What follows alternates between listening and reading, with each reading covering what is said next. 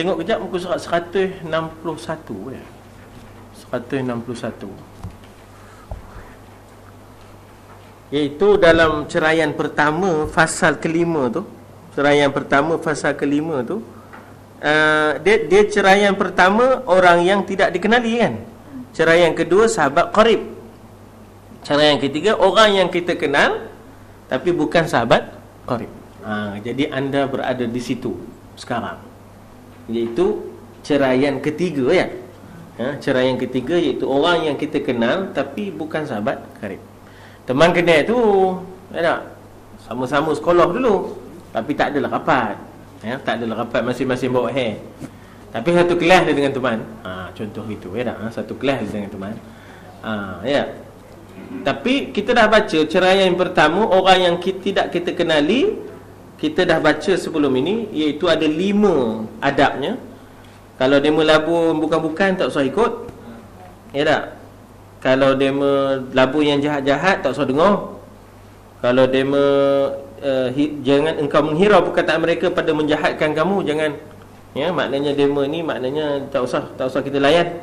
Maknanya wal dikatakan wa idza khatabahumul jahiluna qalu salama kan.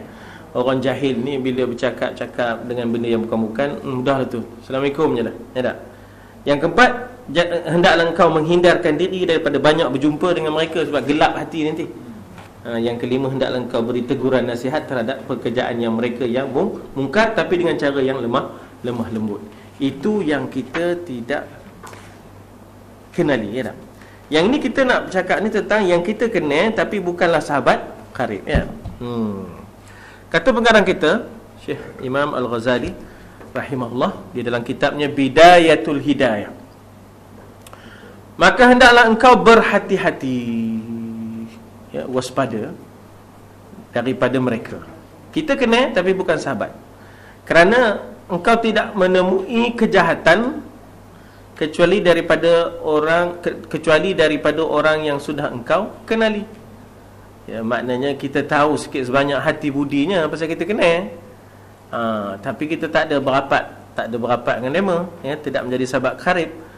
Dan kita kenal hati budinya, ya, kita kenal macam mana sikap perangainya, kecenderungannya. Jadi kita kenal itu menyebabkan kita tahu kejahatan dia. Lain halnya dengan sahabat qarib, maka ia sangat menolong. Ya, sahabat qarib maknanya kita kata akan saling tawasabil haqq, tawasabil sabri. Ya, dia nak berpisah pun pegang tangan, tawasabil haqq, tawasabil sabr. Ya tak? Kita kena berpesan-pesan antara satu sama lain dengan yang benar dan dengan kesabaran. Ya tak? Lain pula halnya dengan orang yang engkau tidak kenali, maka jangan engkau campur segala urusan. Ini dah ada sebelum ni, sebab kita tak tahu ke arah mana dia nak bawa. Ya tak? Hanya sahaja kejahatan itu datang daripada orang yang engkau kenali, yang mereka menunjukkan persahabatan di lidah mereka, tapi maknanya hakikatnya kita tak tahu. Jadi oleh kerana itu disuruh kita berwaspada. Maka kurangkanlah daripada berkenalan sekuasamu. Ya, kalau boleh tak payahlah rapat. Ya, tetapi kalau engkau terpaksa juga berkenalan seperti dengan mereka yang engkau selalu terjumpa di madrasah, surau, masjid, ya, dalam negeri atau dalam pekan, maka jangan engkau menghina sesiapa di kalangan mereka kerana engkau tidak tahu tentang diri mereka ni. Ya, barangkali maknanya kita kata apa asasnya, apa latar belakangnya, ya, barangkali mereka jauh lebih baik daripadamu. Kita pun maknanya kita kata dalam bab tasawuf ni jangan cepat menghukum. Ya, dalam bab tasawuf ni jangan cepat menghukum. Ya, ada reserve-nya. Ya, ada reservationnya, ada kita meletakkan kemungkinan itu dan kemungkinan ini. Sebab kita pun maknanya kita kata bukannya sahabat qarib kita. Ya, bukan sahabat qarib kita.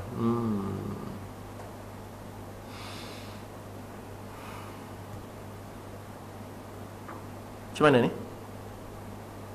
Macam terlompat-lompat sikit. Ya, terlompat-lompat sikit. Tidak stabil dia punya kandungan dia. Dia kata apa? Mula-mula dia kata hendaklah engkau berhati-hati daripada mereka, daripada orang yang kita kenal tapi bukan sahabat qarib. Kerana engkau tidak menemui kejahatan kecuali daripada orang yang sudah engkau kenali. Kita kena hati budi, ya tak? Lain halnya dengan sahabat qarib, ia sangat menolong. Sebab sahabat qarib ini kalau kita salah, dia membetulkan. Kalau kita lupa, dia mengingatkan. Jadi yang itu maknanya sahabat qarib, ya.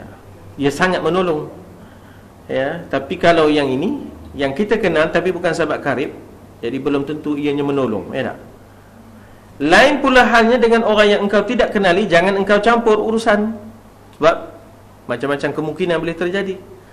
Hanya saja kejahatan itu datang daripada orang yang engkau kenali, yang mereka menunjukkan persahabatan di lidah mereka. Ini apa pula cerita ni? Ya tak? Maknanya lidahnya macam bersahabat, tapi hatinya tidak. Maka kurangkanlah daripada berkenalan sekuasamu. Tetapi kalau terpaksa, kerana selalu berjumpa di surau, masjid, ya, AJK pula tu, silap pengurusi.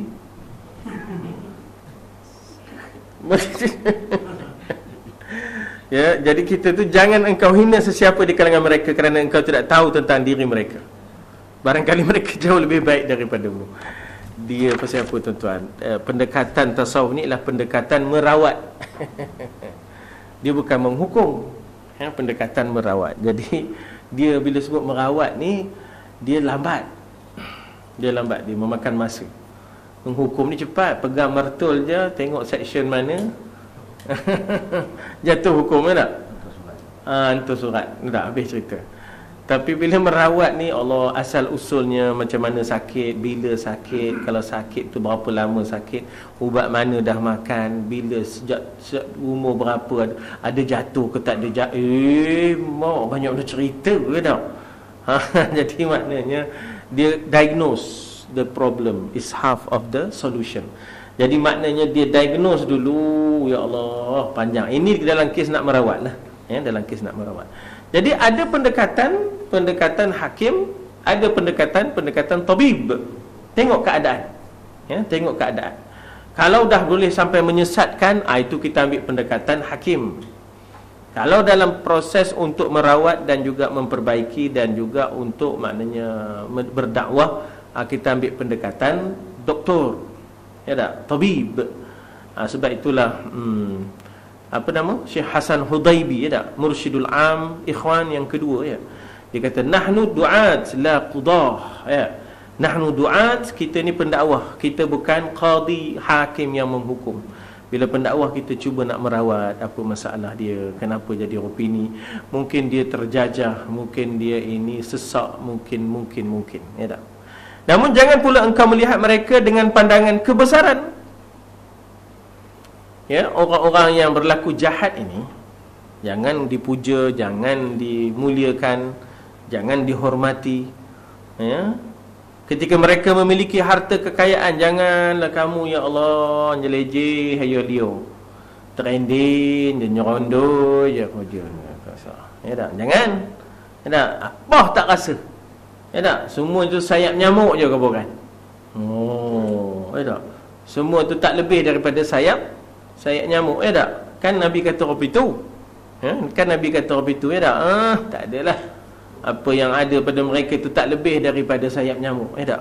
Tak lebih daripada sayap nyamuk pun. Mana sayap nyamuk lebih daripada itu, ya tak? Jadi jangan kita terpesona, jangan kita kagum dengan orang yang begitu, ya, orang yang maknanya kita kata pada zahirnya menunjukkan persahabatan, hakikatnya tidak. Kalau punya kekayaan dan sebagainya, jangan kita pandang dengan kebesaran. Dunia tu tak ada apa, ya, dunia tu tak ada apa. Tuan-tuan ni jangan buat main ni. Setengah orang dia tak pernah mewah, tak pernah merasa. Lepas dapat mewah dan dapat merasa, bukan lama pun, 3 hari je kan. Udah lepas tu tak sedar diri. Dahnya dia balik ke rumah dia tu, rebeh je, laih je rumah dia kan. Lepas itu cerita 3 tahun tak habis tentang kebesaran, kehebatan dunia orang, ya. Mikir macam mana? Teman ngempor je lah. Ngempor lah. Miko cerita tokar di Ropi ni, rumah di Ropi ni, atau rumah Miko macam mana? Rumah teman tu lah pun lain je kan. Atau ya tak? Kerana yang demikian itu membawa kepada kebinasaanmu. Hilang identiti, hilang jati diri, ya tak? Hilang makna dan nilai kehidupan yang sebenar, bukan itu. Dan dunia ini sebenarnya hina di sisi Allah. Ad-dunya mal'unah, ya, ad-dunya mal'unah, ad-dunya mal'unah. Mal'un ni mal'un lah. Arab kata mal'un. Mal'un ni maknanya dikutuk Tuhan dunia ni. Ya, dikutuk Tuhan, ya. Mal'unun ma fiha, dan dihina seluruh isinya. Itu hadis Nabi, ya tak? Kecuali ada lagi, illa zikrullah, ya, kecuali kalau kita benda-benda yang boleh mengingatkan kita kepada Allah, maka tidaklah dikutuk. Maknanya ada jawatan tapi mengingatkan kita kepada Allah, ada kekayaan mengingatkan kita kepada Allah. Tapi kalau sekadar jawatan dan dunia tanpa mengingat pada Allah, itu semua mal'un. Orang Melayu kata mal'un. Jadi orang Melayu ni pandai cakap Arab. Tapi tak tahu makna maksudnya. Oleh kerana itu, apabila engkau melihat kepada ahli dunia dengan pandangan kebesaran, habislah. Oi, pagarnya. Cik, kan dia ceritakan pagar ni tadi kan. Kumur pun tak tahu, kumur datang je terbuka.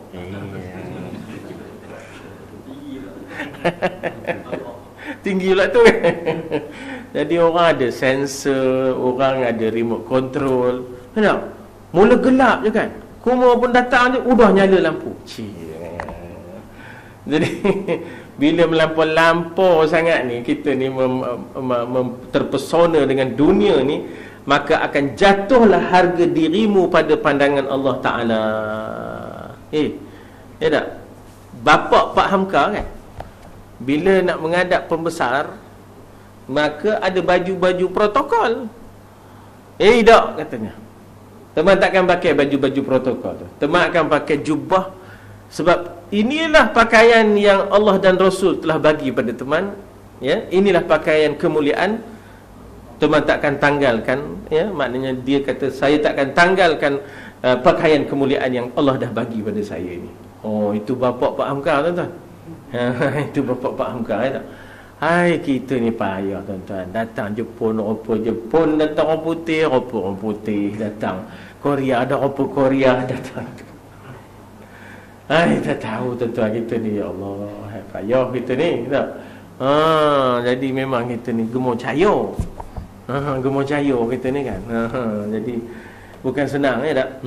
Jangan engkau mengorbankan akan agamamu kerana hendak mendapatkan sedikit daripada harta mereka, ya, ahli dunia ni.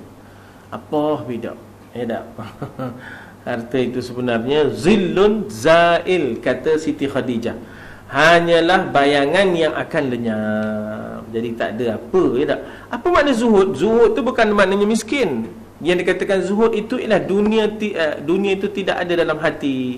Dunia itu hanya di tangan, ya. Orang seperti Nabi Sulaiman kaya tapi zuhud, ya tak? Maknanya kita kata bahawa bukanlah dikatakan zuhud itu miskin, tidak, tapi tak ada sampai dalam hati. Yang keduanya, kalau hilang tak akan menagih-nagih dan mengenang-enang. Udah, Allah dah tentukan dia hilang, hilanglah. Kan senang, ya tak? Maka sesiapa yang berbuat demikian akan dipandang rendah pula oleh mereka bila mana dia sanggup mengorbankan agama, ya tak? Antaklah, kata, kau sukalah, katanya, ya tak? Tidaklah bendanya tak halal. Lantak halal ke tak halal, yang penting termandok, ya tak? Ya tak? Kemudian ia akan terhalang daripada mendapat sebarang keuntungan, ya, daripada mereka. Maknanya selepas itu mereka ni bukan akan berbuat baik. Orang ahli dunia ni, maknanya kita terpesona dengan dunia dia. Sebenarnya sudahnya tak ada kebaikan yang dia akan buat pada kita yang terpesona dengan dunia yang ada pada dia.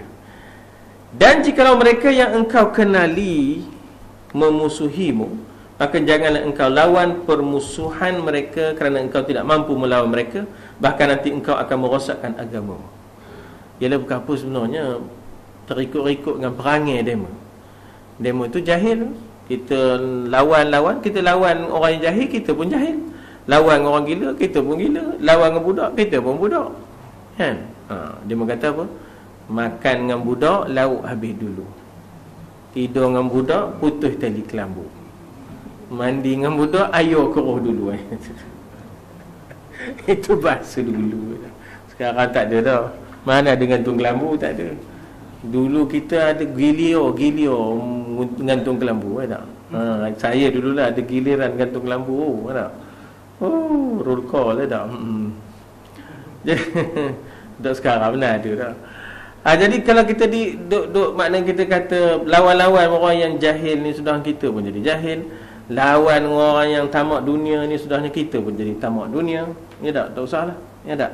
Jangan engkau lawan permusuhan mereka, kerana engkau tidak mampu melawan mereka. Bahkan nanti engkau akan merosakkan agama bila engkau terlalu sibuk melawan mereka. Kita ada agenda kita sendiri, nak menambahkan takwa kita, menambahkan ilmu kita.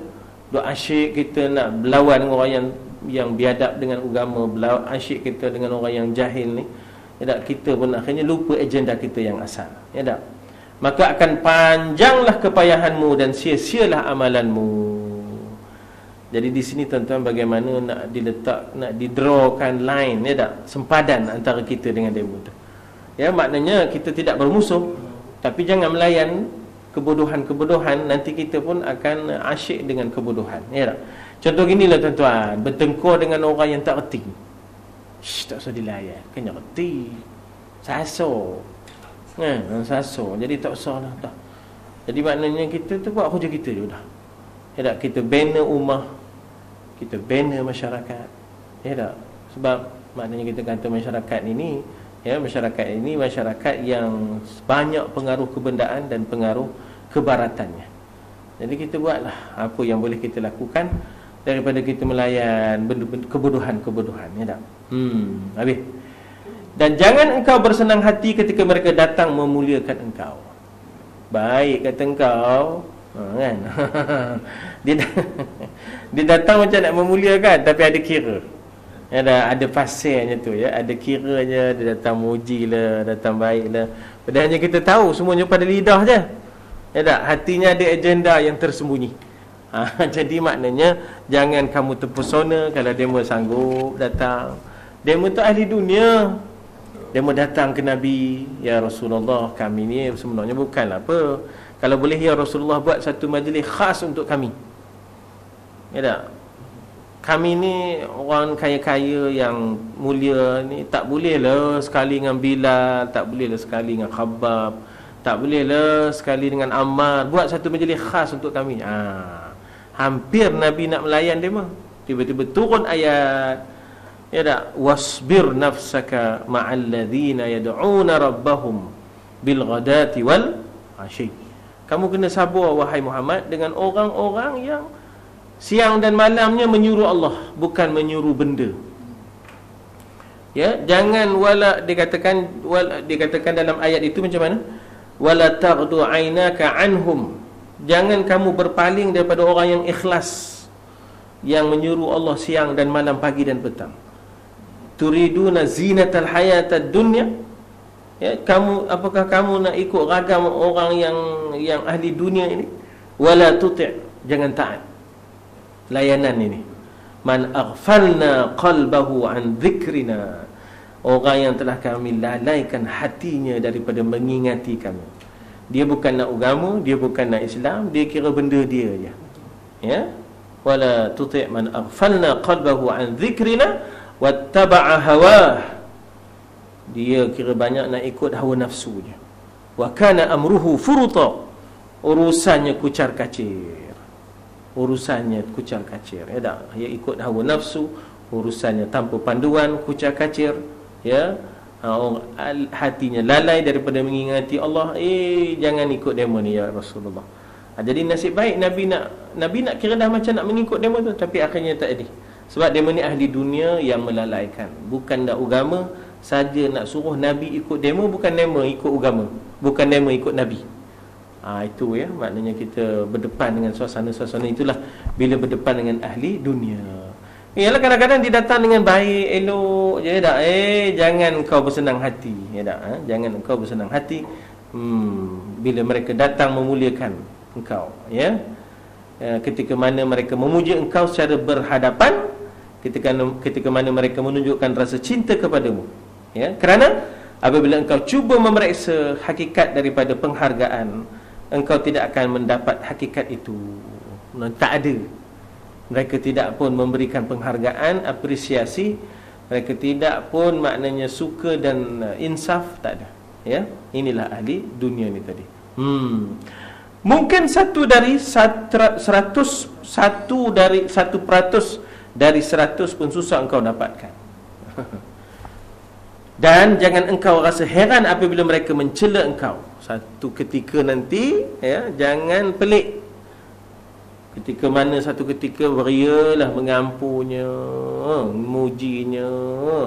Kalau tak ada Mika entah le kuma ni, Mika le pelita, Mika le intan payung, ya tak? Ahli dunia ni jangan. Esok dicelanya, ya tak? Ya, jangan engkau marah terhadap tindakan mereka, kerana apabila engkau menyedari hal itu, pasti engkau mendapatkan dirimu membuat seperti perbuatan mereka. Maknanya rupanya kamu pun dah terikut dengan demo rupanya. Ahli dunia ni tadi. Jadi ahli dunia ni sebenarnya tak ada nilai yang dipegangnya. Yang ada kebendaan je lah. Berapa boleh, di mana boleh, bila boleh, ya tak? Engkau juga berani mencela kawan-kawan sudahnya terikut dengan ahli dunia dan sahabat. Bahkan engkau, jadi maknanya sudah hilang. Maknanya waraknya sudah hilang, kesopanannya sudah hilang, ya tak? Kerana terikut dengan mereka. Bahkan engkau sebenarnya telah berani memperkatakan gurumu yang mengajarmu. Pasal dema ahli dunia ni, dia bukan ada orang yang dia hormatnya. Tak ada, ya tak?